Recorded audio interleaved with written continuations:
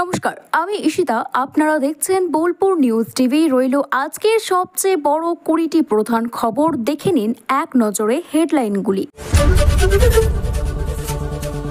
সম্পত্তি লিখে মাকে বাড়ি ছাড়া গুণধর ছেলেকে শায়েস্তা বিচারপতির। এদিকে নেই চেনা উৎসবের আমেজ। বিশ্বকর্মা পুজোয় শতাব্দী প্রাচীন বার্ন স্ট্যান্ডার্ডে শুধুমাত্র হাহাকার। পঞ্চায়েতে টাকা নয় ছয় হিসাব চাইতে দলের সম্পাদককেই মারধর এবং শাসানি। কাঠগড়ায় তৃণমূলের প্রধান। নিষিদ্ধ পল্লীতে উদ্ধার 5 নাবালিকা। পুলিশকে হুমকি দিয়ে 2 জনকে ছাড়িয়ে নিলেন তৃণমূল নেতারা। আরজি করে ছাত্রীর ময়নাতদন্তের রিপোর্ট পেল পুলিশ। মৃত্যুর কারণ কি, আসুন জেনে নিই। ভিডিওটি ভালো লেগে থাকলে এইরকম আরও নতুন খবরের তথ্য জানতে চ্যানেলটিকে সাবস্ক্রাইব করুন এবং বেল আইকনটি ক্লিক করুন। ধন্যবাদ। বিস্তারিত জানতে চোখ রাখবো আজকের প্রথম খবরের দিকে। বৃদ্ধ মাকে দেখাশোনা শর্ত হিসেবে বাড়িটি তার নামে লিখে দেওয়ার কথা বলেছিল ছোট ছেলে। শেষ বয়সে ঝামেলায় না জড়িয়ে তাই করেছিল তার বৃদ্ধ মা। দেখা তো দূরের কথা, বাড়িতে নিজের নাম হয়ে যাওয়ার পর থেকে অত্যাচার শুরু করে ছেলে তার মায়ের উপর। মারধর করে বৃদ্ধকে বাড়ি ছাড়া করে দেওয়ার অভিযোগও ওঠে। বিচার চেয়ে কলকাতা হাইকোর্টে দ্বারস্থ হয়েছেন 62 বছর বয়সী বিধবা মহিলা। সব শুনে ক্ষুব্ধ বিচারপতি অমৃতা সিনহা পুলিশকে নির্দেশ দিয়েছেন অবিলম্বে ওই বৃদ্ধকে বাড়ি ফিরিয়ে দেওয়ার ব্যবস্থা করে দিতে হবে। নজর রাখতে হবে ফের যেন নির্যাতনের শিকার না হয় বৃদ্ধ মহিলা। পাশাপাশি গুণধর ছেলের উদ্দেশ্যে বিচারপতির নির্দেশ, মায়ের খাওয়া দাওয়া থেকে শুরু করে ওষুধপণ্য যা লাগবে তার ব্যবস্থা ছেলেকেই করে দিতে হবে। এই নির্দেশ কার্যকর হলো কিনা আগামী 23শে সেপ্টেম্বর আদালতের রিপোর্ট জমা দিতে হবে পুলিশকে। উত্তর 24 পরগনার হালি শহরের বাসিন্দা আসমা বেগম তার স্বামী মানুয়ার আলী আনসারি 1996 সালে 26শে এপ্রিল হালি শহরে একটি জায়গা কিনে বাড়ি করেন। 2013 সালে 7 নভেম্বর ওই সম্পত্তি স্ত্রীকে প্রদান করেন তার স্বামী।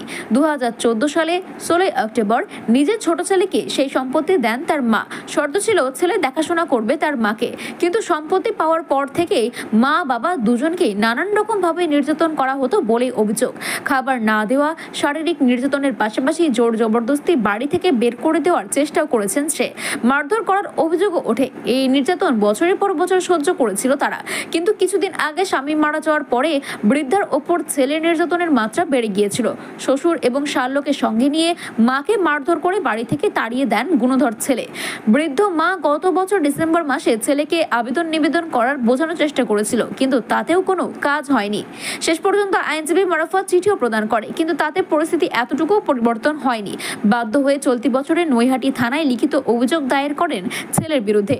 পাশাপাশি ফেব্রুয়ারি মাসে তিনি 2007 সালের সিনিয়র সিটিজেন অ্যাক্ট অনুযায়ী তার ভরণ পোষণের খরচ দেওয়ার আবেদন জানান। কিন্তু নিম্ন আদালতে বাস্তব পরিস্থিতি খতিয়ে না দেখে বৃদ্ধকে মাত্র 4000 টাকা ভরণ পোষণের খরচ দেওয়ার নির্দেশ দেয়। বৃদ্ধ তার সম্পত্তি দানপত্র বাতিলের যে আবেদন জানিয়েছিল সেই আবেদন বিবেচনা করা হয়নি। বাধ্য হয়ে কলকাতা হাইকোর্টে দ্বারস্থ হন আসমা। এই দিন মামলার শুনানিতে বিচারপতি অমৃতা সিনহা ছেলের আইনজীবীর কাছে জানতে চান বৃদ্ধার ছেলের কোনো সন্তান রয়েছে কিনা। আইনজীবী জানান একটি 12 বছর এবং একটি 10 বছরের পুত্র সন্তান রয়েছে বৃদ্ধা মহিলা ছেলের। ক্ষুদ্র বিচারপতি বলেন তার মানে এখনো তারা নাবালক। নৈহাটি থানায় বলেন আপনারা খোঁজ নিয়ে দেখুন তো ওই বাড়িতে ছেলেটির শাল্য থাকে কিনা। কেউ থাকলে তাদের ঘাড় ধরে বের করে দেওয়ার কথাও বলেন বিচারপতি। বিচারপতি সিনহা নৈহাটি থানাকে নির্দেশ দিয়েছেন অবিলম্বে বৃদ্ধকে তার বাড়ি ফিরিয়ে দেওয়ার ব্যবস্থা করতে হবে। ছেলে যদি আবারও ফের কোনো ঝামেলা করে থানার পুলিশ ইন্সপেক্টরকে অবিলম্বে ব্যবস্থা গ্রহণ করতে হবে বলে নির্দেশ দিয়েছেন বিচারপতি। তিনি বলেছেন কোনো রকম রেয়াত করা চলবে না।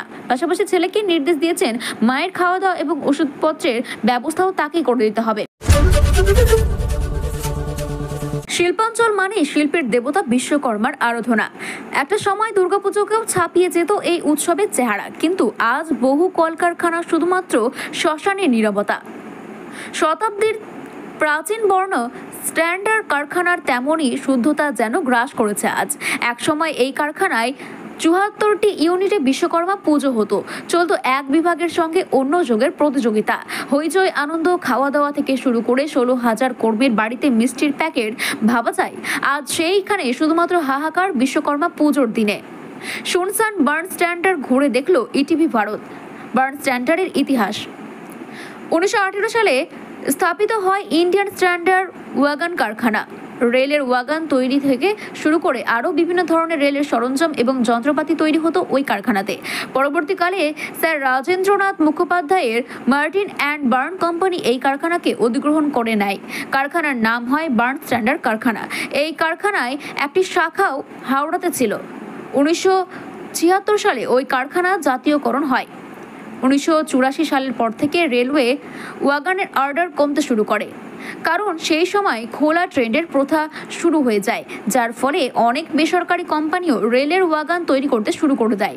প্রতিযোগিতা বাজারের পিছিয়ে পড়া বার্ন স্ট্যান্ডার্ড কারখানায় আধুনিকরণ না হওয়ার কারণে উৎপাদিত মূল্য বিক্রির মূল্যায়ন থেকে বেশি হতে শুরু করে, ফলে ক্ষতির মুখে পড়তে শুরু করে ওই কারখানা। 1995 সালে এই কারখানাকে রুগ্ন বলে ঘোষণা করে দেওয়া হয়। তবে 2010 সালে তৎকালীন রেলমন্ত্রী মমতা বন্দ্যোপাধ্যায়ের চেষ্টায় এই কারখানাকে রেলের সঙ্গে সংযুক্তিকরণ করা হয়, কিন্তু তাতে লাভ হয়নি বিশেষ। কারখানায় উন্নতিকরণের জন্য রেল সেই সময় 30 কোটি টাকা মঞ্জুর করেছিল, কিন্তু আদতে সেই টাকা কারখানার উন্নতির কাজে না লাগিয়ে এসি গাড়ি কিনে এবং কারখানার চাকচিক্য বাড়াতে খরচ করে দেওয়া হয় কর্মীদের অভিযোগ। শেষ পর্যন্ত 2018 সালে কারখানায় যখন শতবর্ষে পা পিছিয়েছে, সেই সময়ই সেই কারখানাকে বন্ধ করে দেওয়ার ঘোষণা করে দেওয়া হয়। স্থায়ী কর্মীদের আরও কথা জানতে পারা যায়।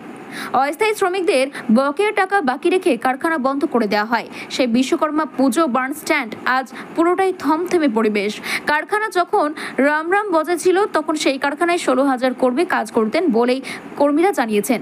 সেই সময় কারখানায় 74টি বিভাগ ছিল। সেই 74টি বিভাগে প্রত্যেকটি বিভাগে আলাদা আলাদা করে বিশ্বকর্মা পুজো করা হতো। কারখানার ভেতরে প্রত্যেকটি বিভাগের মধ্যে সেই বিশ্বকর্মা পুজোর প্রতিযোগিতা লেগে থাকতো। কারখানার প্রাক্তন কর্মী অসিত তিনি জানিয়েছেন, কারখানার প্রতিটি বিভাগে কর্মীরা মেতে উঠত নিজেদের বিশ্বকর্মা পুজোর সাজিত তোলার জন্য।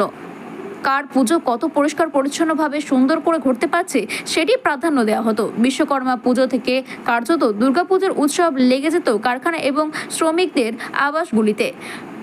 আগে বিশ্বকর্মা পুজোর দিনে কারখানা দেখার সুযোগ হতো। শ্রমিক পরিবারগুলিও আসতো কারখানার মধ্যে। চাক্ষুষ করতেন যন্ত্রপাতিরা। পরবর্তীকালে যদিও তার নিরাপত্তার কারণে বন্ধ করে দেওয়া হয়, তবুও উৎসবের আজমে থাকতো কারখানাগুলি। আজ যা পুরোটাই থমথমে পরিবেশে পরিণত হয়েছে। পঞ্চায়েতে আয় ব্যয়ের হিসাব দিচ্ছিলেন না দীর্ঘদিন ধরে। কোনখানে কত টাকা কিভাবে খরচ হয়েছে তাও সঠিক হিসাব পাচ্ছিলেন না পঞ্চায়েতের সদস্যরা। অর্থ কমিটির বৈঠকে এই নিয়ে দলের পঞ্চায়েতের প্রধানের কাছে প্রশ্ন করেছিলেন তৃণমূল পঞ্চায়েতের সদস্য পিঙ্কি রায় হোর। তার জেরে পঞ্চায়েতের অফিসে বৈঠক চলাকালীন রীতিমতো মারধর এবং হেনস্থা করা হয় তাকে। এমনই অভিযোগ উঠেছে পঞ্চায়েতের প্রধান টুম্পা সর্দারের বিরুদ্ধে। সেই ভিডিও প্রকাশে আসতেই শোরগোল পড়ে গিয়েছে উত্তর 24 পরগনার স্বরূপনগর ব্লকের চারঘাট পঞ্চায়েতের এলাকায়। অভিযুক্ত পঞ্চায়েতের প্রধানের বিরুদ্ধে স্বরূপনগর থানায় একটি লিখিত অভিযোগ দায়ের করেছেন আক্রান্ত পঞ্চায়েতের সদস্যরা। পঞ্চায়েতের দুর্নীতির অভিযোগ তুলে সরব হয়েছেন তিনি, যদিও এই নিয়ে ফোনে কোনো ধরনের মন্তব্য করতে রাজি হননি পঞ্চায়েতের প্রধান। শাসক দলের এই খোয়াখুয়ি নিয়ে অবশ্য কটাক্ষ করতে ছাড়েনি গেরুয়া শিবিরও। তৃণমূল পরিচালিত চারঘাটা পঞ্চায়েতের বিরুদ্ধে দীর্ঘদিন ধরেই টাকা নয়-ছয়ের অভিযোগ উঠছিল। এমনকি প্রধানের বিরুদ্ধে উন্নয়নের টাকা আত্মসাৎ করার অভিযোগ উঠেছে। এই নিয়ে গত 3 বছর ধরে পঞ্চায়েতের প্রধান টুম্পা সর্দার কোনো হিসাব দেননি বলে অভিযোগ। মঙ্গলবার চারঘাট পঞ্চায়েতের অর্থ কমিটির বৈঠক ডেকেছিল তৃণমূলের পঞ্চায়েত প্রধান টুম্পা সর্দার। সেই বৈঠকে উপস্থিত ছিলেন 156 বুথ তৃণমূল পঞ্চায়েতের সদস্য পিঙ্কি রায় হোর। বৈঠকে পঞ্চায়েতের বিগত 3 বছরের আয় এবং ব্যয়ের হিসাব চান তিনি। সেই সঙ্গে পঞ্চায়েতের দুর্নীতির প্রতিবাদও করেছেন। এই নিয়ে প্রধানের সঙ্গে তার দীর্ঘক্ষণ তর্ক বিতর্ক চলতে শুরু করে। রীতিমতো পরিস্থিতি উত্তপ্ত হয়ে ওঠে।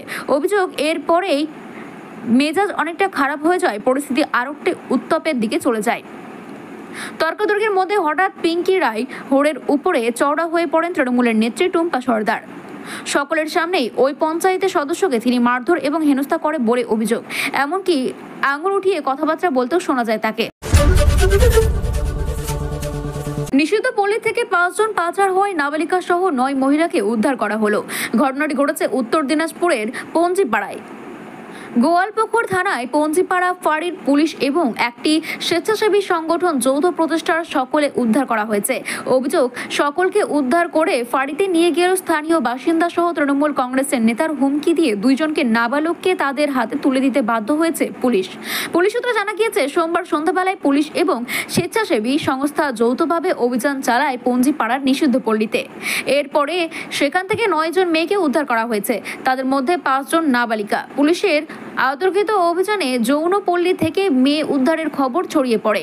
অভিযোগ, এই দিন প্রায় 30 জন তৃণমূল নেতা কর্মী ওই পুলিশ ফাঁড়ির ভেতরে ঢুকে পড়েছিল, পুলিশের উপর চাপ সৃষ্টি করেন এবং ওই স্বেচ্ছাসেবী সংগঠনের কর্মীদের প্রকাশ্যে হুমকি দেওয়া হয়। শেষ পর্যন্ত চাপে পড়ে পুলিশ 5 জন নাবালিকার মধ্যে 2 জনকে ছেড়ে দিতে বাধ্য হয়। তৃণমূল নেতারা দাবি করে যে তাদের পরিবার ও এই এলাকাতেই থাকেন, যদিও তারা ওই মেয়েকে কোনো বৈধ নথি দেখাতে পারেননি বলেই খবর। জানা গিয়েছে, উদ্ধার হওয়া নাবালিকাদের মধ্যে একজন বিহারের দারভাঙ্গা এবং আরেকজন উত্তরপ্রদেশের বালিয়া থেকে পাচার হয়েছে।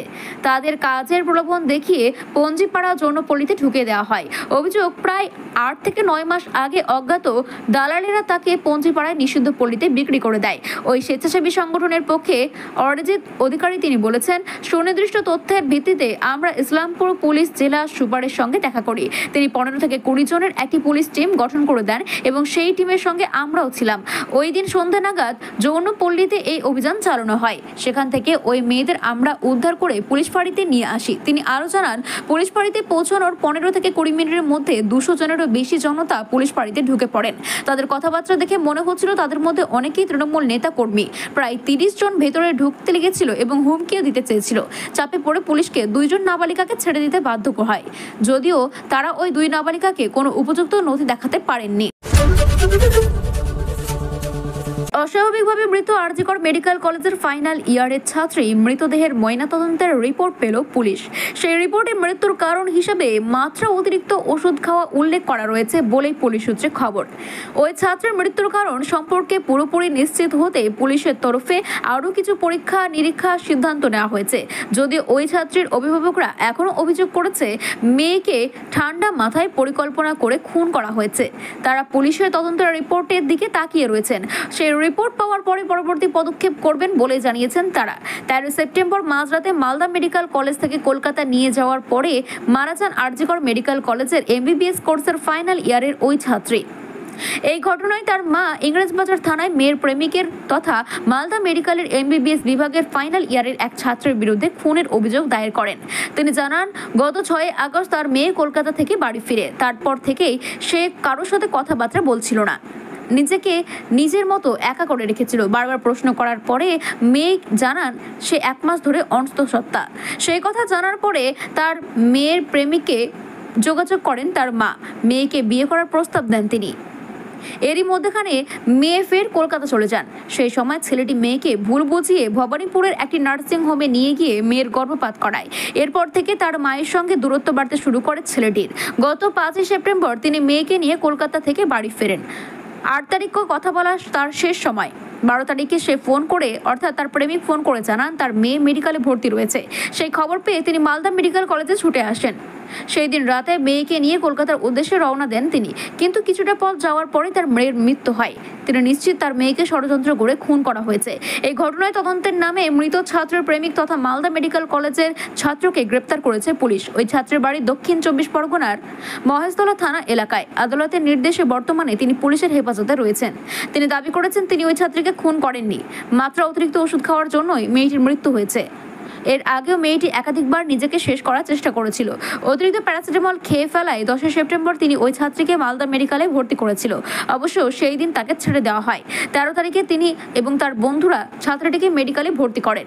24 বছর বয়সী ওই ছাত্রীকে অস্বাভাবিক মৃত্যুর ঘটনায় তদন্তে নেমে ইংরেজবাজার থানার পুলিশ জানতে পারে ধৃত ছাত্রের বক্তব্য অনেকটাই সঠিক। এবার ময়নাতদন্তের রিপোর্ট ওই ছাত্রের বক্তব্যকে সমর্থন করেছে। সেই রিপোর্টে বলা হয়েছে মাত্রা অতিরিক্ত প্যারাসিটামল জাতীয় ওষুধে একসঙ্গে খেয়ে ফেলার ফলে মেয়েটির মৃত্যু হয়েছে।